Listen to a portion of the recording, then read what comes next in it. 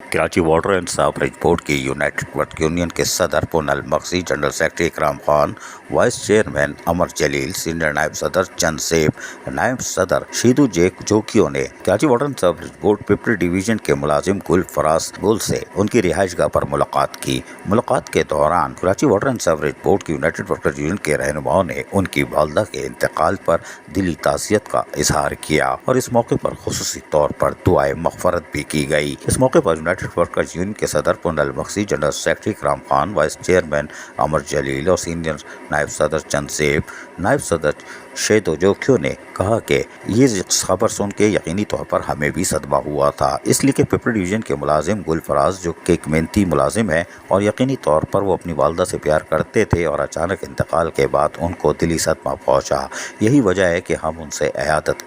करने आए हैं कि यकीनी तौर पर वालदा का इंतकाल एक हमारे लिए धचका है, इसलिए कि वो ख़ुद और उनके अहले खाना जिस तरह इस वक्त गुजर कर रहे होंगे हम उनके साथ हैं, बल्कि Karachi water and sewerage board united workers union का एक एक मुलाजिम उनके साथ है और अल्लाह ताला उनकी मग़फ़रत फरमाए और तमाम अहले खाना को सब्र व जमील अता फरमाए। अज़ीज़ आरिफ, KBS बल्दियाती न्यूज़ कराची। ऐसी ही खूबसूरत वीडियोस फ्यूचर में हासिल करने के लिए रेड बटन पर क्लिक करके और बेल आइकॉन को प्रेस करके हम सबके सब्सक्राइबर बनना मत भूलिए।